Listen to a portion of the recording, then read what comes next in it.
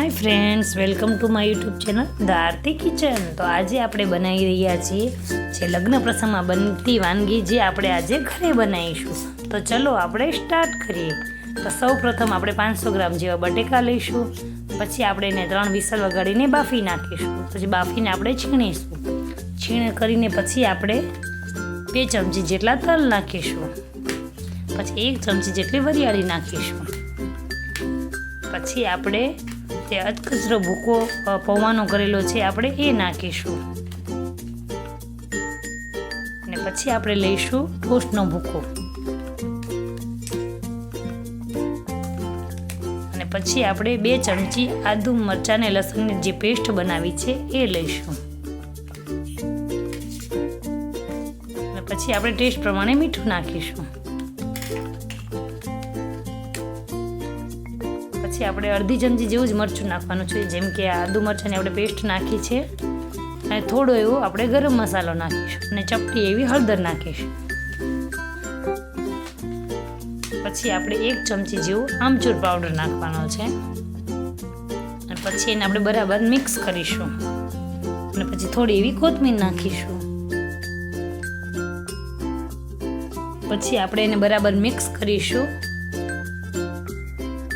Mix કર્યા બાદ આપણે એને સાઈડમાં રાખીશું। પછી આપણે 3 ચમચી જેવો આપણે મેંદાનો લોટ લઈશું અને 1 ચમચી જેવો આપણે કોર્નફ્લોર લઈશું।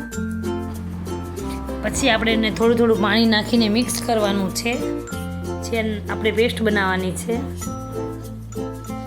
આ પેસ્ટ બહુ પતલી નહીં બનાવવાની ને બહુ ઘટ નહીં બનાવવાની, મીડિયમ બનાવવાની છે। તમે જોઈ શકો છો કે ચમચીમાં જે ચોંટે એ ટાઈપ આપણે આવી રીતે બનાવવાની છે। આટલું આપણે જાડી થિકનેસ રાખવાની છે પેસ્ટની, જોઈ શકો છો।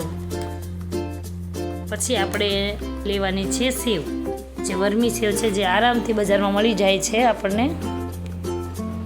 જે આપણે મસાલો બનાવ્યો હતો એને આપણે ગોળ ગોળ બોલ્સ બનાવવાના છે એક સરખા, જોઈ શકો છો તમે। આપણે આ ટાઈપનો આપણે શેપ આપવાનો છે રોલનો। તમે રાઉન્ડ શેપ પણ આપી શકો છો, જે તમને ગમે એ ટાઈપ તમે એને શેપ આપી શકો છો। જોઈ શકો છો આપણા બધાય રોલ તૈયાર છે। પછી એક સાઈડ આપણે રાખીને પછી આપણે એને જે આપણે પેસ્ટ બનાવી તેમાં ટેસ્ટ પ્રમાણે થોડું જ મીઠું નાખવાનું છે સાધારણ। પછી એને મિક્સ કરવાનું છે। અને જે આપણે રોલ બનાવ્યા હતા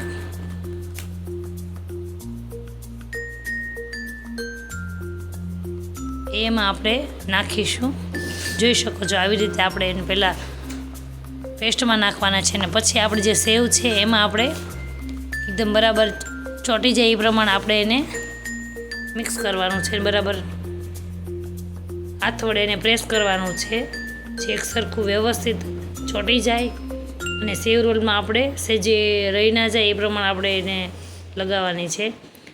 પછી બધા એવી રીતે રોલ તૈયાર કરીને પછી આપણે મીડિયમ ગેસ ઉપર ફ્રાય કરીશું।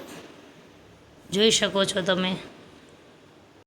કમેન્ટ કરીને મને જરૂર બતાવજો કે આ રેસીપી તમને કેવી લાગી છે।